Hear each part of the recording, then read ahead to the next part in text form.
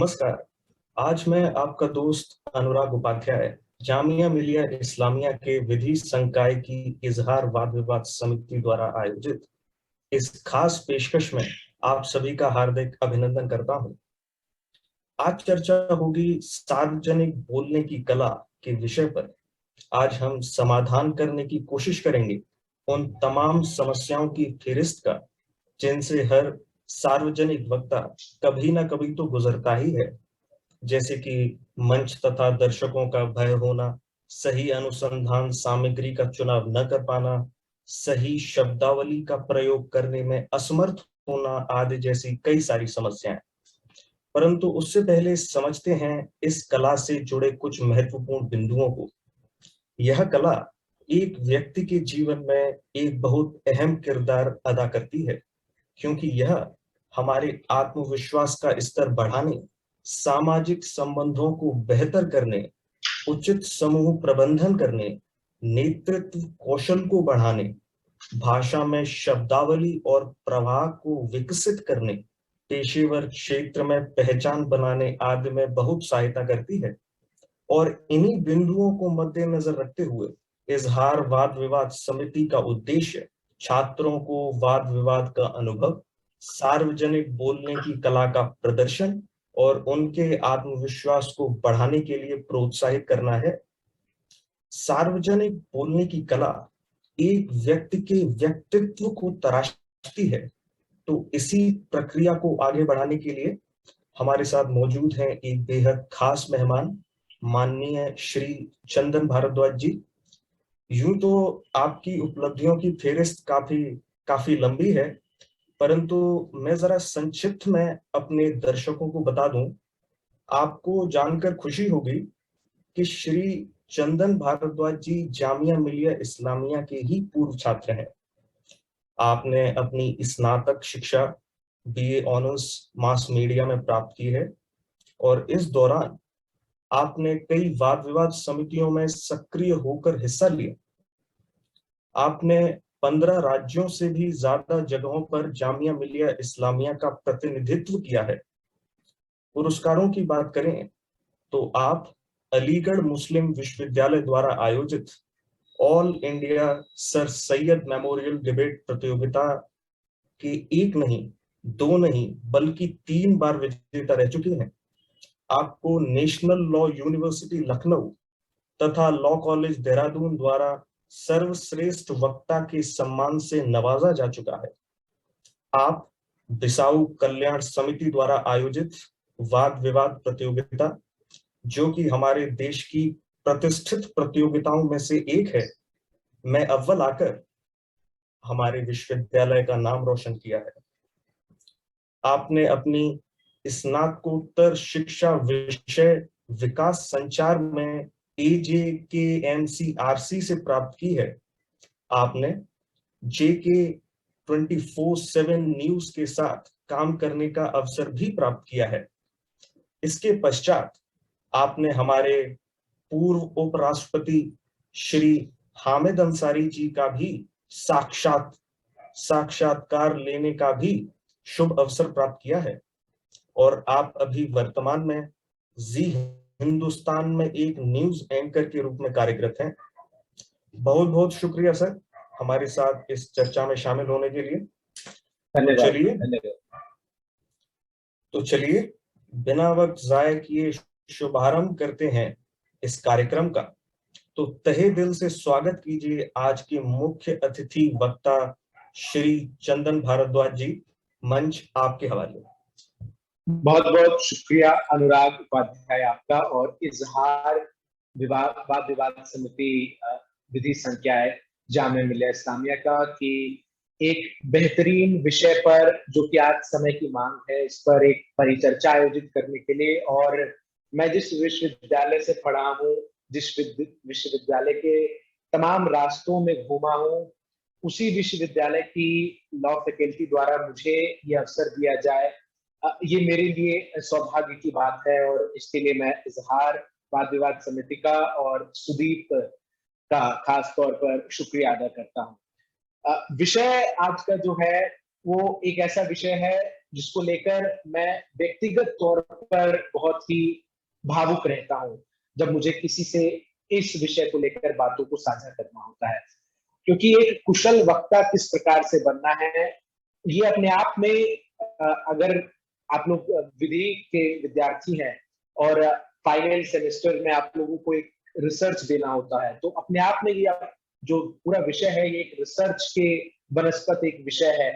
और इसकी शुरुआत किस तरीके से की जाए, इसको सबसे पहले समझने के लिए हमें कई बिंदुओं को समझना होगा। और आज मेरी अगले आधे घंटे 45 मिनट कोशिश यही होगी कि जो थोड़ा बहुत मैंने सीखा है अपने उन अनुभवों से ही, जो तमाम मेरे साथी लोग इस वक्त इस माध्यम से जुड़कर सुन रहे हैं हमें, वो उन चीजों को समझें। और यदि कहीं भी उन्हें किसी प्रकार की कोई प्रश्न या फिर कोई बात उनके मन में आए, तो इस सत्र के अंत में हम उनसे भी बातचीत करने की कोशिश करेंगे। क्योंकि निश्चित तौर पर जब एक वक्ता की बात होती है, तो वक्ता सबसे बड़ा गुण अगर मैं कहूं, शुरुआत अगर मैं अपने वक्तव्य की करूं, तो वो ये है कि एक वक्ता जो है वो एक कुशल वक्ता होने से पहले कुशल श्रोता होना जो है उसकी सबसे अनिवार्य शर्त है। अगर आप लोग कहीं लिख रहे हैं तो ये पॉइंटर्स भी आप बना सकते हैं, क्योंकि भविष्य में आप, चूंकि आप लोग लॉ के स्टूडेंट्स हैं, तो एक वकील का काम जो है वो अपने मुवक्किल को जब कोर्ट रूम में प्रस्तुत करना है, तो वो किस तरीके से प्रस्तुत करता है, इसी पर मुवक्किल की किस्मत जो है वो निर्भर करती है। और इसीलिए आप लोगों के लिए तो ये जो पूरा सत्र है, ये निश्चित तौर पर बेहद महत्वपूर्ण सत्र है। और ना केवल जो लॉ के स्टूडेंट्स हैं उन्हीं के लिए, बल्कि आज की जो समय है, इस समय में तमाम जो क्षेत्र हैं जिनमें आप काम करने का सोच सकते हैं, उन सभी क्षेत्रों में बोलने की कला, प्रेजेंटेशन की कला का महत्व इतना है कि यदि आप किसी कार्य में अच्छे हो लेकिन आप उसे प्रेजेंट नहीं कर पाए, तो आप जो है कहीं ना कहीं पिछड़ते हुए एक तरीके से नजर आ सकते हैं। तो मैंने अपने इस पूरे अगले 35 से 40 मिनट के सत्र को विभिन्न भागों में बांटा है। और सबसे पहले जो बात की शुरुआत मैं कहूंगा वो ये है कि बोलना एक ऐसी चीज है जिसे हम दिन प्रतिदिन रोजमर्रा के कार्य में करते हैं। जैसे हम खाना खाते हैं, जैसे हम सोते हैं, उसी तरीके से हम बोलते हैं, बातचीत करते हैं। लेकिन औरों से अलग बोलना और कुछ ऐसा बोलना जिसे औरों के द्वारा सुना जाए, उस कला को हम कहते हैं पब्लिक स्पीकिंग की कला, जिसे हम कह सकते हैं कि एक तरीके से आम लोगों को संबोधित करने की कला। यानी आम बातचीत में तो हम वार्तालाप करते ही हैं, लेकिन हम ऐसा क्या अलग करते हैं जिससे जब हम कुछ बोले तो एक अगर 10 लोग भी बैठे हैं तो वो हमारी बात को सुने, वो निर्भर करता है आपके बोलने की जो चीजें हैं उस पर। और वो चीजें क्या है, उनको अगर मैं मूलतः 3 भागों में आज आपके लिए बांट कर प्रस्तुत करने के लिए आया हूं। सबसे पहला और सबसे अनिवार्य शर्त, जिसके बिना इस पूरी चर्चा की शुरुआत जो है वो निरर्थक नजर आएगी, वो ये है कि एक डर होता है आम लोगों के मन में। मैं अपनी अगर बात करूं तो कक्षा 9वीं तक मैं अपने स्कूल का एक ऐसा स्टूडेंट था जो बहुत कम बोलता था और ज्यादातर इधर उधर की बदमाशियों में ही संलग्न रहता था। लेकिन फिर जो है एक समय आया, एक जीवन में एक उद्देश्य मिला। तो बोलने की कला में सबसे पहले एक उद्देश्य होना जरूरी है कि अगर आप बोल रहे हैं, अगर आपको पसंद है लोगों के सामने अपनी बात को रखना, तो उसका उद्देश्य क्या है। मेरा उद्देश्य ये था कि उस समय कॉलेज में वाद विवाद प्रतियोगिताओं का दौर था। कई बच्चों को मैंने देखा कि वो जाते थे अपने विद्यालय का प्रतिनिधित्व करने, तो वो मेरे भीतर भी आया कि शायद एक दिन मुझे भी अवसर मिले। और वहां से मैंने उस चीज की शुरुआत की। धीरे धीरे मैंने सुनना सबसे पहले शुरू किया। तो उसी पॉइंट को मैं री एग्जैजरेट कर रहा हूं कि बोलने की पहली शर्त है कि आप सुनने की कला को डेवलप करें। और जब आप सुने तो केवल सुनने के लिए ना सुने, बल्कि विभिन्न पहलुओं को मद्देनजर रखते हुए चीजों को सुने कि अगर कोई ऐसा बोल रहा है तो उसके पीछे क्या तर्क है। वो तर्क अगर आपको समझ नहीं आता तो आप उससे पूछ सकते हैं। इन तमाम चीजों को ध्यान में रखते हुए सबसे पहला है कि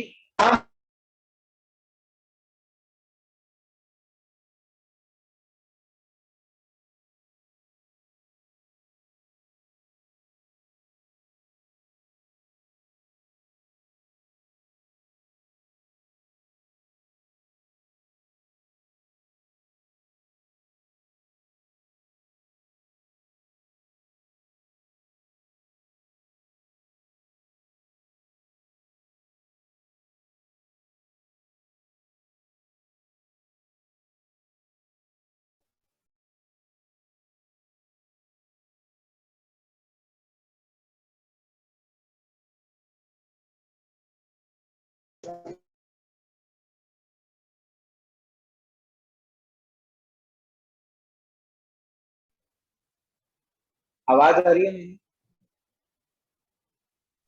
यस सर, अब आ रही है। ठीक है, ठीक है, ठीक है। अभी तक जो मैं बोल रहा था, क्या आप लोग कुछ सुन पा रहे थे? क्योंकि बीच में शायद सेशन कट हो गया था, तो मैंने रीजन नहीं सर, 30 सेकंड पहले हो गया था। ठीक है, ठीक है, ठीक है।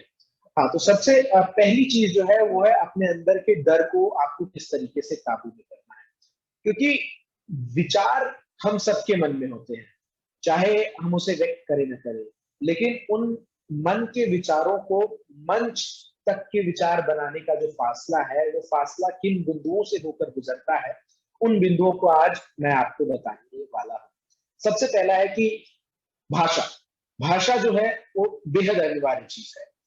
आपके पास एक विषय है और आपको उस विषय को इस तरीके से प्रस्तुत करना है कि श्रोता वर्ग में बैठा एक पीएचडी का व्यक्ति भी आपकी बात को समझ सके, और एक आम व्यक्ति जो कि शायद 10वीं 12वीं पास है, वो भी आपकी बातों को समझ सके। तो इसके लिए सबसे जरूरी है कि आप भाषा का चयन किस प्रकार से करते हैं। एक विषय है, मान लीजिए मेरे पास विषय है कि क्या ये सही समय है कि देश में समान नागरिक आचार संहिता लागू हो जानी चाहिए। तो इस विषय को जब मैं सुनता हूं तो एक तो हो सकता है मेरे सामने वक्ता के तौर पर आप विधि संकाय के कुछ लोग बैठे हो जो इस विषय में इतने निपुण हो कानूनी पहलुओं से कि मैं कितना भी अच्छा लिख लूं, कानूनी पहलुओं पर मैं आप लोगों से शायद उसमें दक्ष न हो पाऊं। और एक उस मेरे सामने चुनौती होगी कि मेरे सामने कक्षा 10वीं का एक बच्चा है, वो बच्चा जो इस विषय के बारे में इतना नहीं जानता, और अगर मैं उसे कानूनी पहलू समझाने लगा अपने भाषण के दौरान तो वो शायद ऊब जाए, वो जो मूल भाव है चर्चा का वो न समझ पाए। तो पहली चुनौती है कि भाषा किस प्रकार से आप अपने जो भी आपको मैटर मिला है, जो भी आपको सब्जेक्ट मिला है, इस पे चुनाव करते हैं। तो इसकी पहली अनिवार्य शर्त हो जाती है कि एक ऐसी भाषा जो कि ना आम बोलचाल की भाषा हो और ना ज्यादा कलिष्ठ हो, इन दोनों के बीच की। आम बोलचाल की भाषा वो होती है जो हम रोजमर्रा के जीवन में इस्तेमाल करते हैं, जिसमें हम अपने से छोटों को तू जैसे शब्दों का भी प्रयोग कर देते हैं, और अपने से बड़ों के आगे हम तो आम बोलचाल में भी अभिवादन के शब्द जो है वो लगाते हैं। लेकिन जब आप एक मंच से, जब आप एक पब्लिक स्पीकिंग प्लेटफॉर्म पर खड़े हैं और आपको ये मौका मिल रहा है कि आपको अपने विचार व्यक्त करने हैं, तो सबसे जरूरी चीज है कि एक भाषा का आप ऐसी चुनाव करें, हिंदी में खास तौर पर, क्योंकि हिंदी में कुछ वक्ता ऐसे आपको मिलेंगे, हमारे ही वाद विवाद जब मैं जिस दौर में करता था तो कुछ ऐसे वक्ता थे जो इतनी कलिष्ठ हिंदी बोलते थे जो कभी कभार सर के ऊपर से चली जाती थी। जैसे आमतौर पर छोटे छोटे शब्द जो है उनके भी उस तरीके से मतलब अगर निकाल दिए जाए जो लोगों को समझना है, जिनकी जरूरत नहीं है। जैसे हम न्यूज इंडस्ट्री में जब हम काम करते हैं तो हमें जो पहला चीज कहा जाता है वो ये है कि जब आप बोल रहे हो तो आप ऐसी भाषा बोले जो बिल्कुल आम रिक्शा चालक से लेकर चाय की दुकान पर बैठे व्यक्ति तक को समझ आ जाए। लेकिन आप ऐसी भाषा भी ना बोले जो एक मर्यादा के नीचे थोड़ी सी हो। तो भाषा का चुनाव करने में थोड़ा सजग रहना है, खासतौर पर उन लोगों को जो पहली बार बोलने की कला को सीखने की कोशिश कर रहे हैं, जो पहली बार मंच से अपने बातों को रखने का एक तरीके से मौका ढूंढ रहे हैं, उनके लिए अनिवार्य है आम बोलचाल की भाषा भी ना हो, ये भी आपको इंश्योर करना है। यानी बिल्कुल ऐसे शब्द ना हो जो हम डेली लाइफ में यूज करते हैं, और ऐसे भी शब्द ना हो जो कि ऐसे हम बोल दें जिन्हें लोगों को समझना है। इसलिए भाषा बड़ी अनिवार्य है। और भाषा अनिवार्य जब मैं कहता हूं तो अब अच्छी भाषा कैसे डेवलप की जाए ये भी आपको मैं बताऊंगा कि अच्छी भाषा डेवलप करने के लिए अगर हिंदी के आप श्रोता हैं, अगर हिंदी में आपको बोलना है तो उसका एकमात्र उपाय जो मेरे हिसाब से मैं समझता हूं वो है कि आपको समाचार पत्र पढ़ने की आदत होनी चाहिए। अब जब मैं समाचार पत्र पढ़ने की आदत कहता हूं तो इससे कई फायदे हैं। पहला फायदा ये है कि एक तो आप शब्दों के धनी हो जाते हैं, और आपके पास जब आप बोलेंगे तो कभी भी शब्दों की कमी नहीं होगी, जब आप सोचेंगे तो शब्दों की कमी नहीं होगी। आपको ग्रामेटिकली चीजों का पता रहेगा कि किस तरीके से कौन से शब्द व्याकरण संगत है, कौन से शब्द जो है वो सही है। इसके अलावा आप समझ पाएंगे कि जब समाचार पत्र में चीजें लिखी जा रही है तो वो उस माध्यम से लिखी जाती है कि एक समाचार पत्र को एक प्रोफेसर भी पढ़ता है और एक जिसका उदाहरण मैंने दिया कि चाय की दुकान पर चाय बेचने वाला व्यक्ति भी पढ़ता है। तो उसकी भाषा एक प्राइम एग्जाम्पल है कि किस तरीके से बोलचाल की भाषा भी जो होनी चाहिए। हालांकि आप शब्दशः समाचार पत्र में लिखे शब्दों का इस्तेमाल बोलने के लिए नहीं कर सकते हैं। क्यों? क्योंकि समाचार पत्र में लिखी गई भाषा एक लिखित माध्यम है संचार का, और आप जो बोलेंगे वो एक मौखिक माध्यम है। जैसे हम समाचार पत्र में यह लिखते हैं, य और ह, लेकिन जब हम बोलते हैं तो आमतौर पर ये बोलते हैं।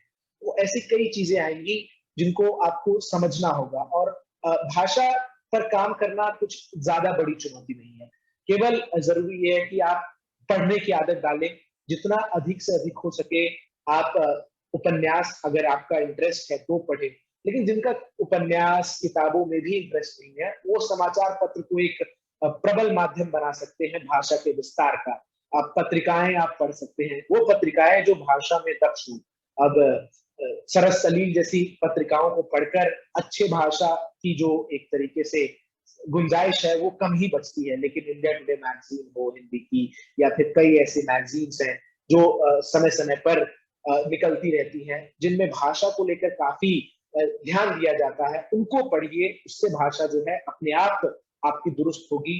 और कोशिश ये कीजिए कि आम बोलचाल की भाषा में भी शब्दों का जो आप प्रयोग कर रहे हैं वो सही हो, क्योंकि एक बार जब आपकी डेली रूटीन में आप उन शब्दों का इस्तेमाल कर रहे हैं जो सही है, तो निश्चित तौर पर जब आप मंच पर होंगे, जब आप 10-20 लोगों के बीच में होंगे, तो आप उन्हीं शब्दों का चयन करेंगे जो आप रोजमर्रा की जिंदगी में सही शब्दों का चयन करते हैं। इसलिए बड़ी अनिवार्य शर्त है कि भाषा को आप दुरुस्त रखिए, क्योंकि श्रोता जो है वो आपसे कनेक्ट तभी कर पाएगा जब उसे इस बात का एहसास होगा कि आप जिस माध्यम से अपनी बातों को रख रहे हैं, जिस भाषा का इस्तेमाल कर रहे हैं, वो वही भाषा है जिसे वो अपने दिनचर्या में सुनता है।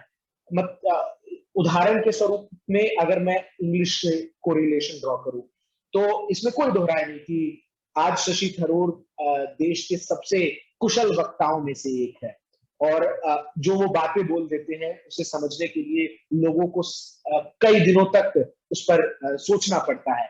लेकिन एक इसमें दुविधा ये आ जाती है कि शशि थरूर जब संसद में कुछ बोलते हैं तो उसे देश के ग्रामीण पट्टी में बैठे लोग जो है वो उस तरीके से नहीं समझ पाते। वहीं देश के प्रधानमंत्री नरेंद्र मोदी जब संसद में कुछ बोलते हैं तो देश के जो आम नागरिक है, वो तबका जिसे शायद कुछ उतना समझना भी ना आता हो, वो भी उन चीजों से खुद को रिलेट कर सकता है। क्यों? क्योंकि उनकी वो भाषा का चयन इस प्रकार से करते हैं।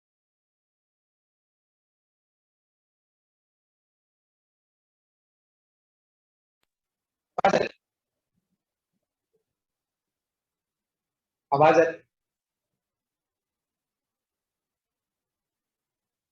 आप लोग मुझे सुन पा रहे हैं? एक बार कोई अगर हाँ ना बोल दे तो।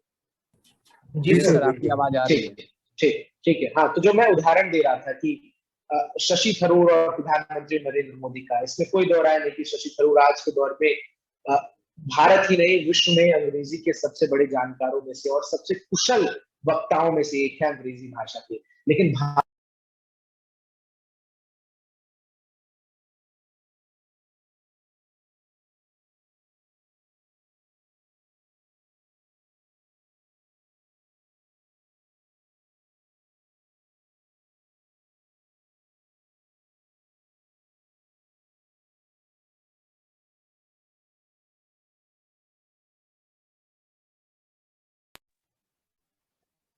आवाज आ रही है? जी सर, जी सर। एक तो क्षमा प्रार्थी हूँ, चूंकि ऑफिस का समय है इसलिए कॉल्स बार बार आ रहे हैं।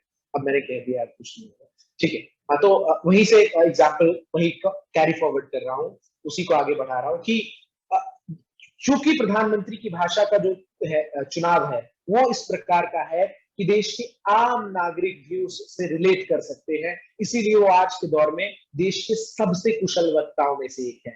कि पॉलिटिक्स क्या है ये हमारी चर्चा का केंद्र नहीं है। भाषा के तौर पर अगर आपको उदाहरण लेना है तो आप प्रधानमंत्री से सीख सकते हैं किस तरीके से वो शब्दों का चयन करते हैं। जब वो किसी बिहार के राज्य में होते हैं तो अपने भाषण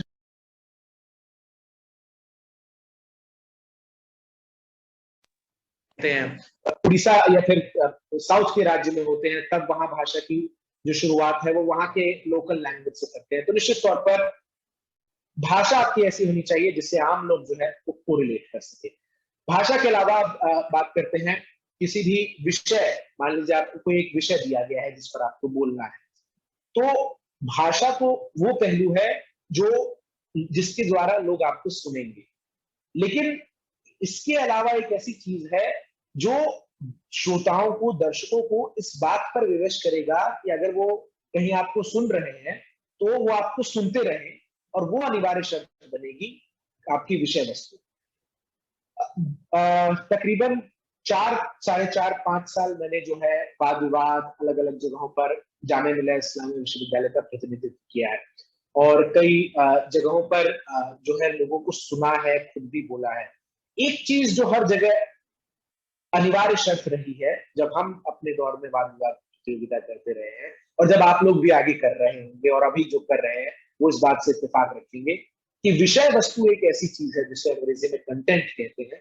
वो एक ऐसी चीज है जो अगर आपकी सही नहीं है तो एक, मान लीजिए हॉल में 100 व्यक्ति हैं और आपने भाषण की शुरुआत की, आपकी भाषा भले ही दुरुस्त है लेकिन आपकी विषय वस्तु अगर उस तरीके से नहीं है तो हो सकता है कि आपका भाषण खत्म होते होते तक 100 में से दर्शक की दीर्घा में केवल 50 लोग ही मौजूद रहेंगे। क्यों? क्योंकि दर्शकों का जो और श्रोताओं का जो स्पैन टाइम है, टेलीविजन की भाषा में हम कहते हैं कि किसी चीज को ठहर कर सुनने देखने का समय वो बहुत सीमित होता है, और आप जब बोलते हैं तो आपके पास ये बहुत कम समय होता है कि आप उस कम समय में सुनने वाले को, श्रोता को और देखने वाले दर्शक को इस बात का एहसास कराएं कि आप जो बोल रहे हैं उसमें जान है, तभी वो आपको रुक कर सुनेगा, देखेगा। इसलिए विषय वस्तु जो है वो बहुत ही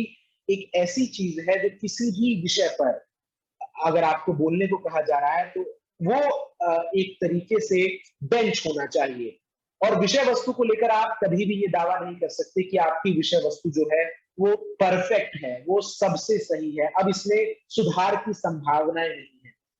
जितने सालों तक मैंने वाद विवाद और भाषण दिए, उतने सालों तक मुझे हर बार यही लगता रहा कि बहुत चीजें ऐसी थी जो और बोली जा सकती थी। पब्लिक स्पीकिंग जब आप करते हैं तो एक बड़ी चुनौती और जो आपके सामने होती है वो है समय की चुनौती। कई जगहों पर हो सकता है कि आपके पास आमतौर पर जब आप वाद विवाद प्रतियोगिताओं पर में जाते हैं, जब आप भाषण प्रतियोगिता में जाते हैं तो एक सीमित समय होता है, 5 से 8 मिनट। आमतौर पर सभी जगहों पर 5 मिनट का ही समय दिया जाता है, और इस 5 मिनट में आपको पूरी बातें जो है वो रखनी होती है। आपको जब समान नागरिक आचार संहिता की बात कही जाएगी तो आप साफ तौर पर 5 मिनट के अंदर ही आपके सामने चुनौती है कि आपको सारी बातों को रखना है। तो वास्तविक रूप में ये संभव नहीं है एक तरीके से कि आप 5 मिनट में सब कुछ रख पाए, लेकिन ये विषय वस्तु पर काम करना ही है जो 5 मिनट में जो भी विषय आपको दिया गया है आप उसके लगभग उन तमाम बिंदुओं को कमोबेश छू लें जिसे आप समझते हैं अनिवार्य है। तो जब विषय वस्तु की बात करते हैं तो सबसे पहली जरूरी शर्त जो है वो ये है कि जो विषय आपको दिया गया है उसे आप अच्छे से समझें। अगर मुझे ये विषय दिया गया है कि क्या भारत में लोकसभा और विधानसभा के चुनाव एक साथ होने चाहिए, तो सबसे पहले जो बेसिक से मैं शुरू करूंगा उन लोगों के लिए जो पहली बार शायद इस प्रतियोगिता में हिस्सा ले रहे हैं इस विषय पर, कि भैया लोकसभा क्या है, राज्य विधानसभा क्या है, अभी कैसे लोकसभा के चुनाव होते हैं, अभी किस प्रकार से विधानसभा के चुनाव होते हैं, ये जो पूरी चीज है ये समझने की जरूरत है। जो बेसिक जो बिंदु होते हैं, जो मूल एक तरीके से किसी भी विषय के कण होते हैं, उन कणों को समझना जो है बेहद अनिवार्य है। तो विषय जब आपके सामने हो तो सबसे पहले विषय को समझना अनिवार्य है। मैं उदाहरण देता हूं, एक बार राष्ट्रीय नेशनल लॉ यूनिवर्सिटी लखनऊ की ही बात है, और एक बहुत ही जटिल सा विषय था। अगर मैं सही याद कर पा रहा हूं तो विषय कुछ इस प्रकार था कि भारतीय सिनेमा में खल चरित्रों का महिमा मंडन करना आज की भारतीय सिनेमा की संस्कृति बन चुकी है। तो जब ये विषय मेरे सामने आया, फिर से रिपीट कर रहा हूँ विषय, भारतीय सिनेमा में खल चरित्रों का महिमा मंडन करना आज के भारतीय सिनेमा की संस्कृति बन चुकी है। जब ये विषय मेरे समझ में आया, तब तक मैं तकरीबन 10 से 12 बार मंच पर बोल चुका था, या उससे अधिक बार ही। लेकिन खल चरित्र और ऐसे जब शब्द विषय में आए तो मुझे भी तकरीबन 15 से 20 मिनट लगे इस विषय को समझने में। और जब आप विषय को समझने की बात करते हैं तो ये बिल्कुल आप मान के चलिए कि ऐसा जरूरी नहीं है कि सभी विषय जो है वो आपको समझ आए। इसलिए जिसे आपको लगता है कि जो आपको इस विषय में मदद कर सकते हैं, आप उनसे बातचीत कीजिए। तो सबसे जरूरी शर्त है विषय को समझना। इसके बाद हम आते हैं उसके अगले दिए शर्त पर, जो कि है कि ठीक है, मैं विषय समझ गया, मैं समझ गया कि लोकसभा क्या है, विधानसभा क्या है, लोकसभा के चुनाव कैसे होते हैं, विधानसभा के चुनाव कैसे होते हैं। लेकिन अब केवल इतना समझने भर से मैं 5 मिनट या 8 मिनट जो है बोल नहीं सकता। इसके लिए मुझे रिसर्च करना होगा। तो रिसर्च विषय वस्तु को ही मजबूत बनाता है। जितनी मजबूत आपकी रिसर्च होगी, उतना मजबूत आपका जो भाषण होगा वो लोगों के बीच होगा। और आप लोग अगर तमाम इसमें जो लॉ के स्टूडेंट जुड़े हैं, वो रिसर्च की इंपॉर्टेंस अपने आप में समझते हैं कि किसी भी तथ्य को किस तरीके से प्रस्तुत करना है। कोई भी अगर चीज है तो किस तरीके से उसके इतिहास से लेकर उसके वर्तमान और उसकी भविष्य की संभावनाओं को खंगालना है, ये काम जो है ये रिसर्च का काम है। इसके लिए अब किन माध्यमों के पास हम जा सकते हैं? रिसर्च के जो प्रबल माध्यम है आज के जमाने में, जो शायद छोटा से छोटा बच्चा जानता है, वो है कि गूगल आपने किया, आपको तमाम विषयों पर जो है चीजें मिल जाएंगी, ये तो है ही। लेकिन इसके अलावा अगर कुछ ऐसा विषय है जिसके संबंधित कुछ पुस्तकें आपको पता है, तो उन पुस्तकों को एक बार जरूर पढ़िए। ये मैं मानता हूं वास्तविक तौर पर अगर आपको किसी विषय पर बोलना है और आपको पता चला कि कल बोलना है, तो आज उस पुस्तक को पढ़ना पूरा संभव नहीं है। लेकिन आप उन अंशों को उस पुस्तक से जरूर देख सकते हैं, या उस व्यक्ति से जरूर बात कर सकते हैं जिससे आपको लगता है कि उसने ये पुस्तक पढ़ी हो।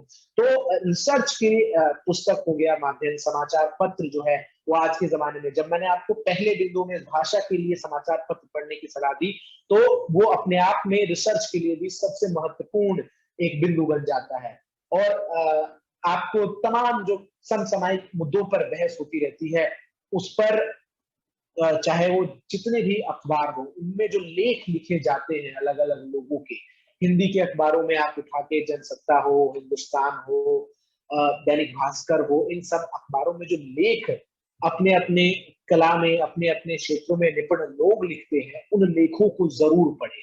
उससे दो चीजें होंगी, आपका नजरिया बढ़ेगा, आपको ये समझ आएगा कि इस विषय पर अगर मेरी सोच ये थी तो फला व्यक्ति किस प्रकार से सोचता है, उसकी थिंकिंग किस प्रकार से है, ये अनिवार्य शर्त है। तो ये काम में आपका समाचार पत्र मदद करेगा।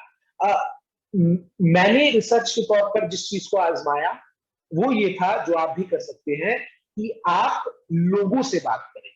अगर वाद विवाद प्रतियोगिता है तो मैं जो आमतौर पर करता था कि मान लीजिए लोकसभा विधानसभा चुनाव एक साथ कराने की बात का विषय है, तो मुझे पता है कि मेरे फ्रेंड सर्किल में, मेरे प्रोफेसर्स में, मेरे जान पहचान में इस विषय पर कोई एक व्यक्ति है जो पक्का इसके उलट राय रखता होगा, वो ये मानता होगा कि ऐसा नहीं होना चाहिए। तो मैं उससे बात करता था, उसकी बातों को सुनता था।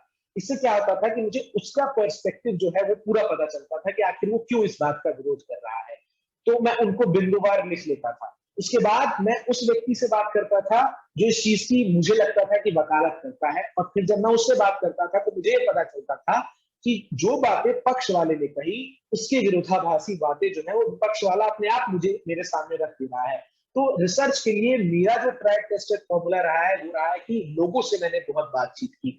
किसी भी वाद विवाद प्रतियोगिता में जाने से पहले अपने उन सीनियर से जो पहले से इस कला में निपुण रहे हैं, उनसे वाद विवाद से पहले बातचीत करना मेरी एक अनिवार्य प्रक्रिया थी, जिससे कई बार मैं विषय वस्तु लिख लेता था, मैंने बिंदु बना लिए, लेकिन जब उनसे मैंने बात की तो मुझे पता चला कि ये तो एक बहुत इंपॉर्टेंट एंगल है जिससे इस विषय को उठाया जा सकता है।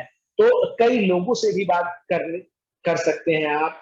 और ये तो लोगों से बात करके आपको पक्ष विपक्ष समझ आएगा, लेकिन जब आप रिसर्च करते हैं डिबेट फॉर्मेट में, डिबेट के लिए किसी चीज का, या फिर आप कोई भी आपको विषय दिया गया है और आपकी राय उस विषय के पक्ष में बोलना है, तो आपको क्या करना होगा कि आप पक्ष से पहले विपक्ष की तर्कों को सोचने की कोशिश करें, क्योंकि वाद विवाद प्रतियोगिताओं में और खास करके आप लोग जो पार्लियामेंट्री स्टाइल ऑफ डिबेटिंग करते हैं उसमें आपको ये भली भांति पता होगा कि आपको अपने विरोधियों के तर्कों को जो है एक तरीके से काटना है निर्णायक के सामने, और ये स्थापित करना है कि उनके द्वारा दिए गए तर्क जो है वो तर्क संगत नहीं है और जो मैं कह रहा हूं वो सही है। और उसकी अनिवार्य शर्त ये है कि आप किसी दिए गए विषय पर अगर पक्ष में आपको बोलना है तो खुद में उसके विपक्ष के बिंदुओं पर भी गौर करें। इससे फायदा ये होगा कि आपको उन बिंदुओं को किस प्रकार से काउंटर करना है,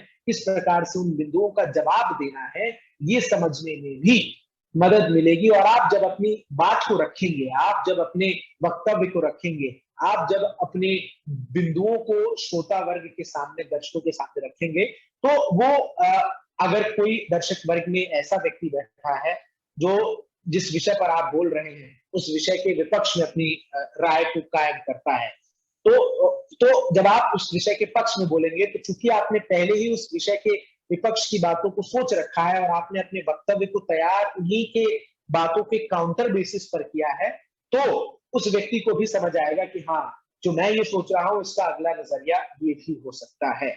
इसके अलावा जब आप विषय वस्तु को तैयार करते हैं तो दो तरीके होते हैं। एक तो आप अगर एक तरीका उन लोगों के लिए जिनके मन में विचारों की कभी कमी नहीं हो सकती, जो लगातार चीजों को लिखते पढ़ते समझते रहते हैं, जिनकी करंट अफेयर्स और ये सब जो है उनमें रुचि रही है, वो बोलने के लिए क्या कर सकते हैं, वो बिंदुवार चीजों को अपने सामने मन में बिठा सकते हैं या फिर एक छोटे से कागज पे बिंदुवार पॉइंट्स बना सकते हैं। ये बिंदुवार points parliamentary style of debating जब आप करते हैं उसमें चलता है, लेकिन जब हम एक वाद विवाद प्रतियोगिता में जाते हैं जिसमें एक वक्ता पक्ष का एक विपक्ष का मंच से खड़े होकर दर्शकों और श्रोताओं को संबोधित करता है, उसमें कागज से देख के बिंदुओं को भी देखना जो है वो चल जाता है, लेकिन अगर आप उसी तरीके से देख के बोल रहे हैं तो वो उतना अच्छा नहीं लगता है। इसलिए दो तरीके हैं आपके पास विषय वस्तु को तैयार करने के। एक तो आप बिंदुवार तरीके से विषय से जुड़े महत्वपूर्ण पहलुओं को लिख लें और उन्हें बिल्कुल कॉम्पैक्ट फॉर्म में सामने रख सकते हैं, उससे आप रेफरेंस के तौर पर कभी कभार इस्तेमाल कर सकते हैं। और दूसरा तरीका यह है कि अगर आपके पास 5 मिनट का समय है और आप नए वक्ता हैं और आपको थोड़ा अपने अंदर इस बात का हिचक है कि शायद कहीं मैं कुछ मिस कर गया, कुछ भूल गया, तो आप भाषण से पहले एक 5 मिनट का आप किस तरीके से खुद को मंच पर प्रस्तुत करेंगे, कैसे आप चीजों को बोलेंगे, पहले क्या कहेंगे, बीच में क्या कहेंगे और अंत में क्या कहेंगे, इसको लिख लें। इससे फायदे दो होंगे। फायदे ये होंगे कि अगर आपके पास समय है तो आप उसे याद कर सकते हैं और फिर आप उसे प्रस्तुत कर सकते हैं। दूसरा फायदा ये होगा कि जब आप लिखते हैं तो मान लीजिए आप बोलते समय कुछ ऊपर नीचे मिस भी कर गए, तो आपके दिमाग में ये जरूर होगा लिखने के दौरान कि हाँ, जब मैंने खुद लिखा है तो इसके बाद का जो मैंने चीज लिखी थी इसके नेक्स्ट लाइन में ये मुझे बोलना है। तो खुद से लिखने की जो आदत है उसे डेवलप कीजिए जब आप विषय वस्तु पर रिसर्च करते हैं। बात अनेकों लोगों से कीजिए, अध्ययन अलग अलग बिंदुओं से कीजिए, लेकिन अगर आप जब उसको लिख रहे हैं, 5 मिनट का समय दिया गया है और आपको 5 मिनट का भाषण लिखना है अपना, 5 मिनट का आपको वाद विवाद प्रतियोगिता में पक्ष या विपक्ष के वक्तव्य को लिखना है, तो कोशिश कीजिए कि पूरा लिखे। नमस्कार, मैं हूँ चंदन भारद्वाज और सभा की उपस्थिति को अध्यक्ष महोदय की अनुमति से प्रणाम करते हुए जो भी आप सैल्यूटेशन शब्दावली इस्तेमाल कर सकते हैं उसका इस्तेमाल करें। और विषय वस्तु में जब आप डिबेट करते हैं, जब आप भाषण देते हैं, तो कोशिश कम कीजिए कि जो आपके सामने निर्णायक मंडल हो उसे कुछ ऐसे शब्दों से प्रलोभित करने का कि वो आपको सुने, क्योंकि आमतौर पर मैंने जो देखा है, अगर आप सैल्यूटेशंस में ज्यादा ही भारी भरकम शब्दों का इस्तेमाल करते हैं तो वो कोई इतना इम्पैक्ट नहीं रखता। जरूरी है कि आपका विषय वस्तु कितना मजबूत हो। निर्णायक मंडल की नजर जो है वो इस बात पर होती है कि आपके विषय में कितना जान है। जब वो पॉइंटर्स लेकर आपको जज करने बैठते हैं तो सबसे ज्यादा उस मार्किंग शीट में नंबर भी जो है वो विषय वस्तु के ही होते हैं। जब आप भाषण देते हैं, जब आप एक भीड़ को संबोधित करते हैं, जब आप एक वाद विवाद प्रतियोगिता से इतर भाषण देने के लिए कहीं आमंत्रित किए जाते हैं, तो वहां आपको दर्शकों से कनेक्ट करने के लिए भी जरूरी है कि विषय का इस्तेमाल करें। विषय की जब मैं बात करता हूं तो अब इंपॉर्टेंट चीज आ जाता है कि ठीक है, आपने रिसर्च तो बहुत अच्छा कर लिया, आपने सब कुछ जोड़ लिया। भाषा का मैंने आपको पहले ही कहा कि आप सब कुछ रिसर्च करते वक्त ये जरूर ध्यान रखें कि जब आप उसे लिख रहे हैं तो भाषा सरल हो, आम लोग बोलचाल की भाषा हो, आप लोग समझ पाए और दूसरों को भी समझा पाए।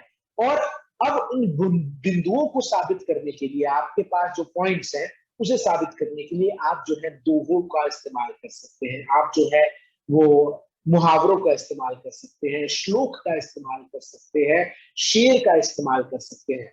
इससे क्या होता है, आपका एक ऑडियंस कनेक्ट बनता है कि दर्शक दीर्घा में बैठे लोग, आपको सुनने वाले श्रोता जो है वो आपसे खुद को रिलेट कर पाते हैं और आपका जो विषय वस्तु है वो नीरस भी नहीं लगता।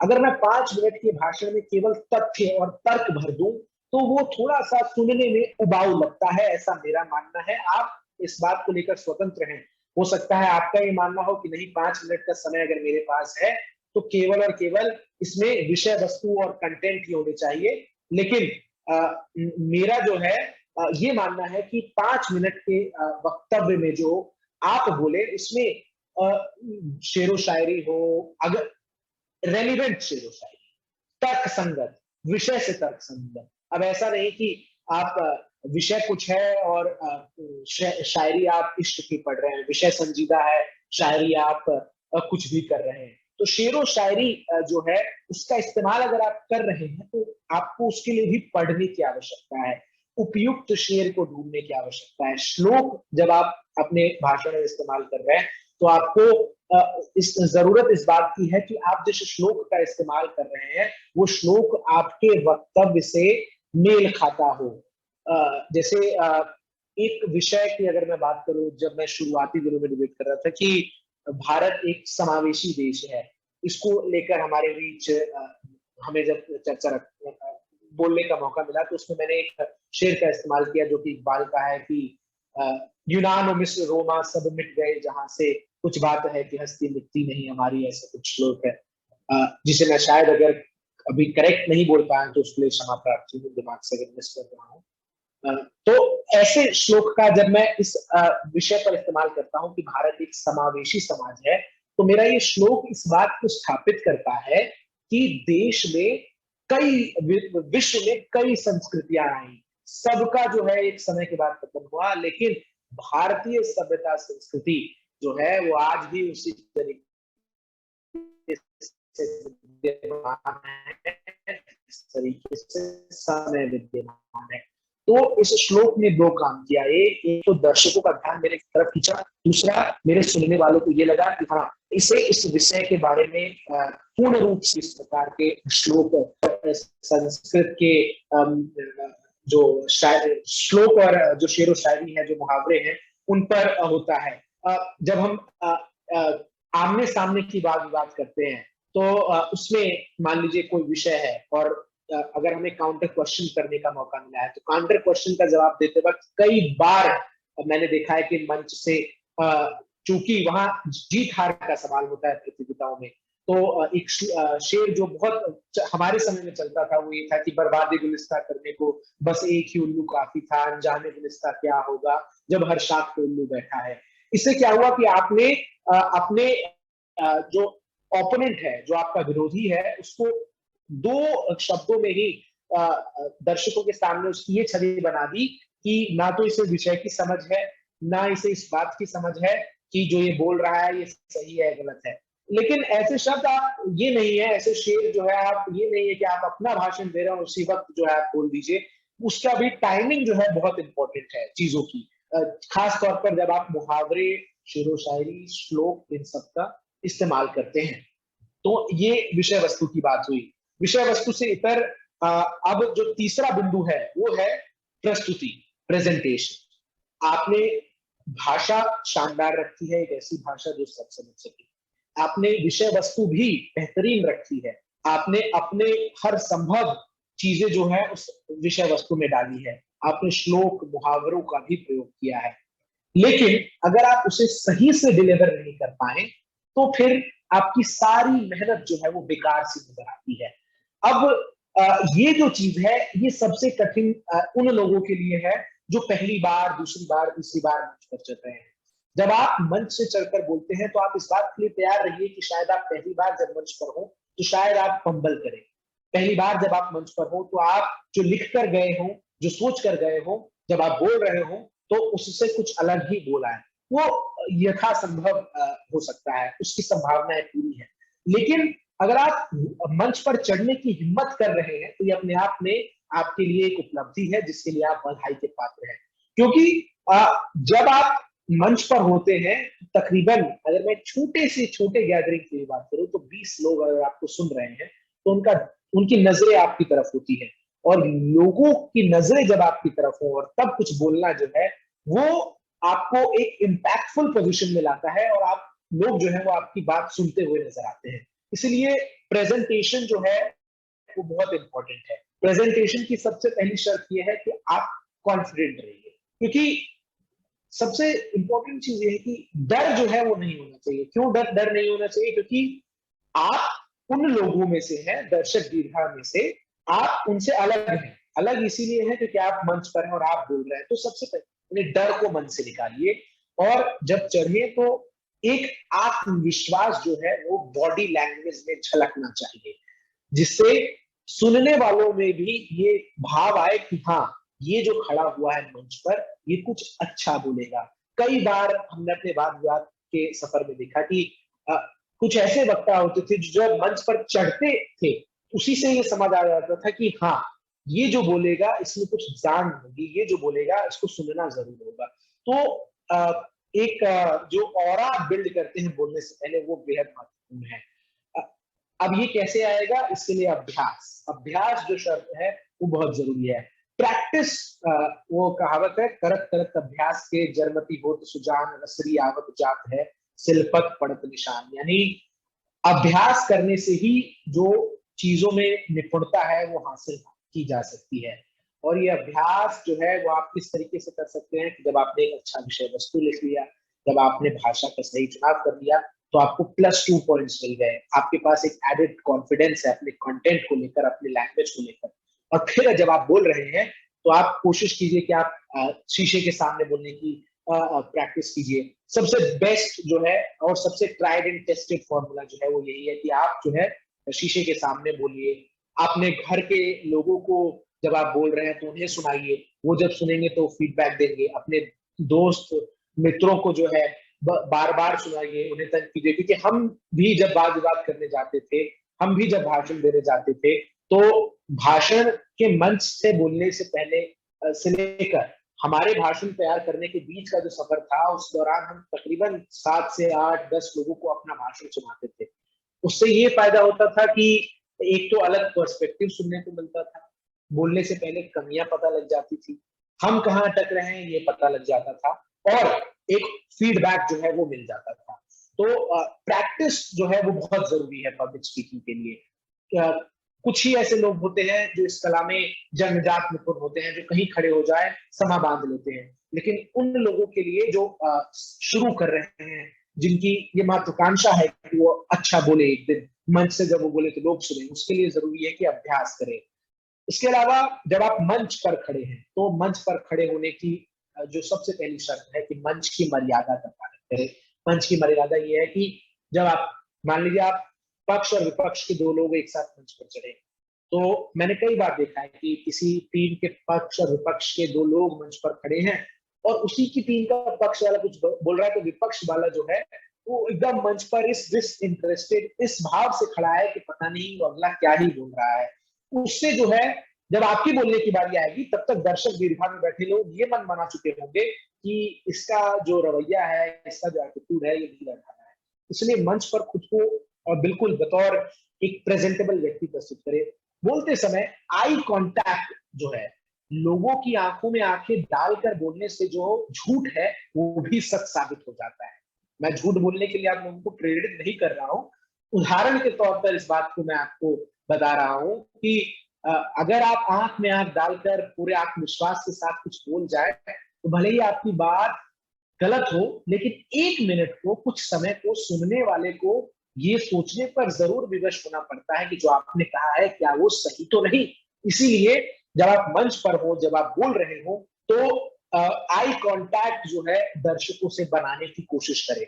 अब आप किसी ऐसे मंच पर हैं जहां दर्शक दीर्घा की संख्या 1000 है, जैसे बिसाऊ की एक डिबेट होती है भारत में, जो कि सबसे बड़ी हिंदी की वाद विवाद प्रतियोगिता होती है, जो कि मेरे जीवन का सबसे बड़ा मंच अब तक रहा। वहां दर्शक दीर्घा में तकरीबन 2000 लोग बैठे हुए थे। ऐसे में जब मैं खुद तकरीबन 30-35 जगह वाद विवाद करने के बाद इस मंच पर पहुंचा, तो पहुंचते ही जब मैंने सामने देखा तो 1 मिनट को लगा कि किस तरीके से यहाँ एड्रेस करना है, और फिर आपको ये चुनना है कि आप कुछ फिक्स्ड आई कांटेक्ट पॉइंट्स बना ले जिनको देखकर आपको बात करना है। आई मूवमेंट आप इस तरीके से रखें कि सब सुनने वालों को ये लगे कि ये हमें सुना रहा है। इसलिए आई कांटेक्ट जो है वो बहुत जरूरी शर्त है जब आप भाषण की कला के लिए मंच पर चढ़ते हैं।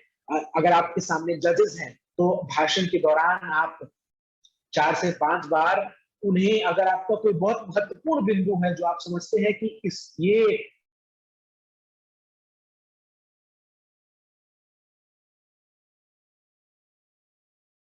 बिंदु को बोल सकते हैं। इससे फायदा ये होगा कि एक जो पॉइंट आपको लगता है कि यूएसपी है आपके भाषण का, उसे वो उस तरीके से सुन पाएंगे। दूसरा, उन्हें ये लगेगा कि हाँ, बोलने वाले में इस बात का दम है कि वो मेरी आंखों में आंखें डालकर इस बात को बोल सका है। तो बहुत जरूरी है कि कॉन्फिडेंस के साथ आप आई कांटेक्ट बनाते हुए लोगों से बातचीत करें। इसके अलावा यह है कि शब्दों के अनुरूप आपका व्यवहार होना चाहिए। शब्दों के अनुरूप व्यवहार की जब मैं बात करता हूं तो मेरा इससे तात्पर्य ये होता है कि जब आप भाषण में उन शब्दों का इस्तेमाल कर रहे हैं जो बेहद ही संजीदा शब्द है, जो गंभीर है, आप किसी हत्या पर बात कर रहे हैं, आप किसी रेप के मामले का उदाहरण दे रहे हैं, आप किसी ऐसी बात को कह रहे हैं जो कि बेहद संजीदा है, तो आपके भाव भंगिमा जो है वो उसी प्रकार होनी चाहिए। अन्यथा आपकी वो पूरी बात जो है निरर्थक साबित हो जाती है। इसलिए इस बात को जरूर ध्यान में रखें कि जैसे आपके शब्द हैं उस प्रकार से आप जो है अपने भाव भंगिमा को रखें। बॉडी लैंग्वेज जो है आपकी उसी प्रकार से बननी चाहिए जिस प्रकार से आपके शब्द है। मेरे पास बोलने को यह है कि देखिए वहां इतने लोगों को मार दिया गया, और मैं ऐसे बोलूं कि देखिए वहां इतने लोगों को मार दिया गया, तो अगर मेरे चेहरे पे मुस्कान है ये बोलते वक्त, तो वो इससे खराब कुछ नहीं हो सकता।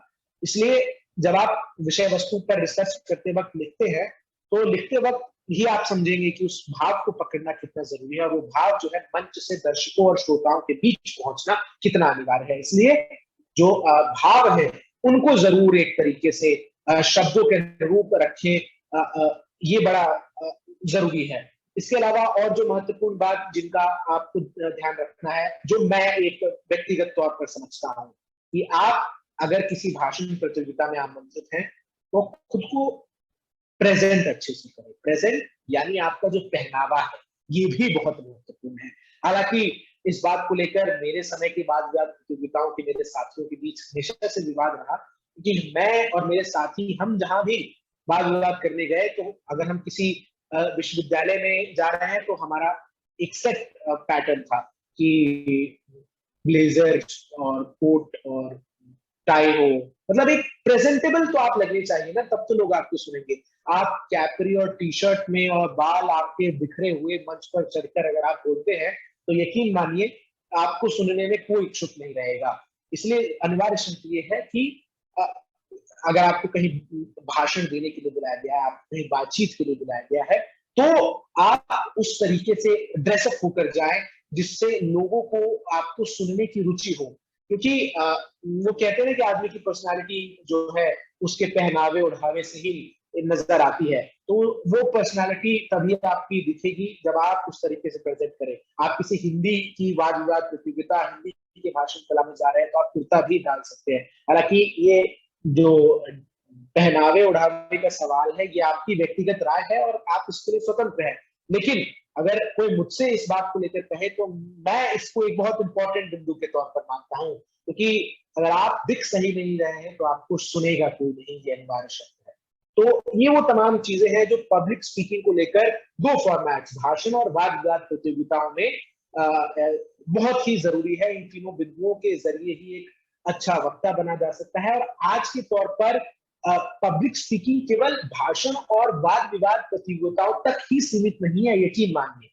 आप विधि संकाय के विद्यार्थियों के लिए पब्लिक स्पीकिंग जो है वो कोर्ट रूम में जज के सामने अपने मुवक्किल को प्रस्तुत करना है।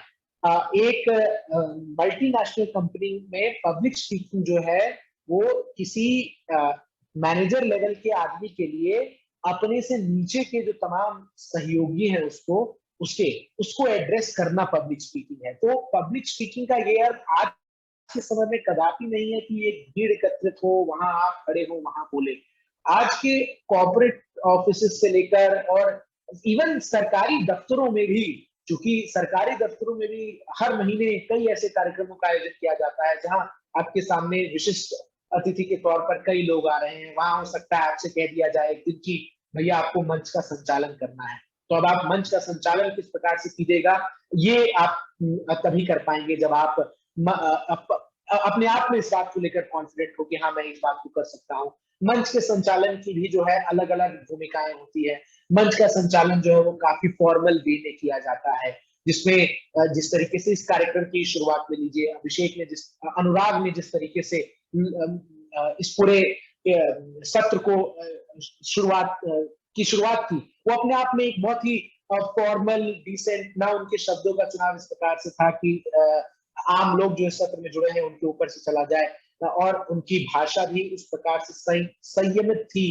कि लोग उससे रिलेट कर पाए। तो मंच जब आप संभाल रहे हैं तो उसकी भी, और मंच संभालने की भी अलग अलग एक तरीके से कलाएं होती हैं। हो सकता है आप एक सांस्कृतिक मंच संभाल रहे हो जिसमें आपको दर्शकों को तालियां और सीटियां बजवानी हो सकता है आप एक फॉर्मल ओथ टेकिंग सेरेमनी का मंच संभाल रहे हो। तो कई मंच संभालने की भी जो अलग अलग विधाएं होती है उसमें आपको उस हिसाब से तैयारी करनी होती है। लेकिन ये सब चीज जो है वो एक चीज पर आकर ठहर आती है, वो ये है कि किस प्रकार से आप अपने आप पर आपको कितना विश्वास है, क्योंकि आत्मविश्वास एक ऐसी चीज है जो आपको कोई और नहीं दे सकता। मुझे कोई ये कह दे कि मैं बहुत अच्छा बोलता हूँ, लेकिन अगर मुझे खुद को इस बात का यकीन नहीं हो कि मैं अच्छा बोलता हूँ तो मैं मंच पर अच्छा नहीं बोल पाऊंगा। इसलिए आप सभी से मेरी ये गुजारिश रहेगी कि हमेशा खुद में कॉन्फिडेंट रहिए, क्योंकि इससे एडवांटेजेस बहुत होते हैं।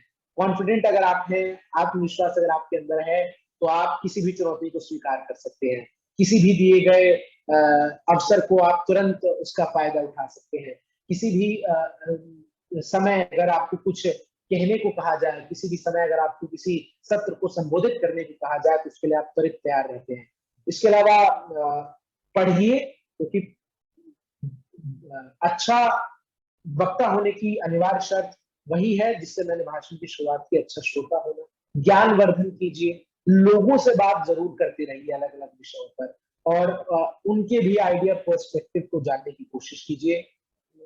कुल मिलाकर तीन जो बड़ी इंपॉर्टेंट चीजें मैंने आपको बताई वो वही है कि भाषा आपका किस प्रकार से है, विषय वस्तु आपका कैसा है, और आपका प्रेजेंटेशन कैसा है। ये तीन चीजें अगर हैं तो आप बेहद ही शानदार वक्ता हो सकते हैं। आप के अंदर वो विवेक हो सकता है कि लोग आपकी बात सुन सके। आप अपनी बातों को तर्क के साथ रखते हैं तो लोग आपसे आगे भी भविष्य में चीजों को लेकर बातचीत करने को इच्छुक नजर आएंगे। और आपका अगर लक्ष्य निर्धारित है कि हाँ मुझे इस बात को सभा में स्थापित कर देनी है, तो आप उसे फिर कर ले जाएंगे। कुल मिलाकर जो अभी तक का मेरा अनुभव है, चूंकि मैं भी अभी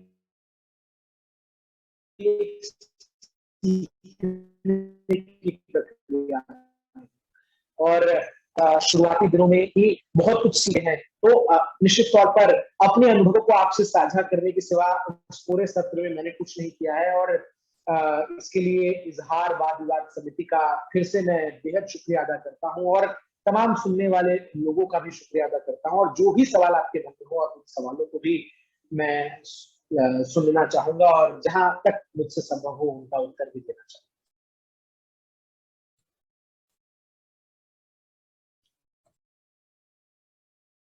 बहुत बहुत शुक्रिया सर, हमारे दर्शकों पर अपने ज्ञान की वर्षा करने के लिए।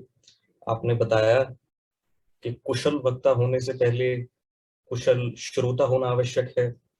आपने बताया औपचारिक भाषा का विकास हम समाचार पत्रों, पुस्तकों द्वारा किस प्रकार कर सकते हैं। आपने हवाला दिया श्री शशि थरूर जी का और हमारे माननीय प्रधानमंत्री श्री नरेंद्र मोदी जी का, कि किस तरह वो दर्शकों के मन को मोह लेते हैं। आपने विषय वस्तु की महत्वपूर्णता पर भी ध्यान दिया। आपने बताया कि वाद विवाद से जुड़े कुछ नुस्खे और उपाय, मुहावरों और दोहों और श्लोकों और शेरो शायरी का क्या हम चार चांद लगाने के लिए अपनी प्रस्तुति में किस तरह उनको हम इस्तेमाल कर सकते हैं, आपने ये बात भी हमसे साझा की। और सबसे अहम बात, प्रस्तुति प्रस्तुति की क्या महत्वपूर्णता है, ये भी बात आपने हमसे साझा की। और इसको किस तरीके से हम अभ्यास, एक सटीकता का यंत्र बनाकर इसको हम अच्छा बना सकते हैं, आपने इस बात पर भी ध्यान दिया। दर्शकों से संपर्क साधना है तो हमको उनकी आंखों से संपर्क साधना चाहिए, ये भी बात आपने हमसे साझा की। और अंत में आपने आत्मविश्वास की भूमिका बताई कि किस तरह आत्मविश्वास एक अच्छी प्रस्तुति का कारण है। बहुत बहुत शुक्रिया सर। अब मैं इस मंच को आमंत्रित करना चाहूंगा हमारे दर्शकों के लिए कि वो अपने सवाल, अगर कुछ उनके मन में दुविधा या कोई शंका या कोई उनके मन में कोई सवाल हो, तो वो आप डायरेक्ट सीधे संपर्क साध कर हमारे मुख्य अतिथि से वो उनसे पूछ सकते हैं, या फिर आप अपना जब सवाल चैट बॉक्स में टाइप कर कर भी हमारे मुख्य अतिथि वक्ता से पूछ सकते हैं। अनुराग, आप अगर सवाल जो कोई पूछ रहा है, मैं प्रेफर करूंगा अगर आप अपना माइक अनम्यूट करके पूछे, ताकि हमारा एक संवाद भी हो सके। अगर कोई लिख भी रहा है तो आप मुझे अगर वो सवाल बता सके, तो शायद मैं सोचता हूँ वो गायब हो जा रहे हैं तुरंत उसी से। सर एक बार आप अपनी बात क्या पुनः दोहरा सकते हैं? माफी चाहूंगा सर, मैं सुन नहीं पाया।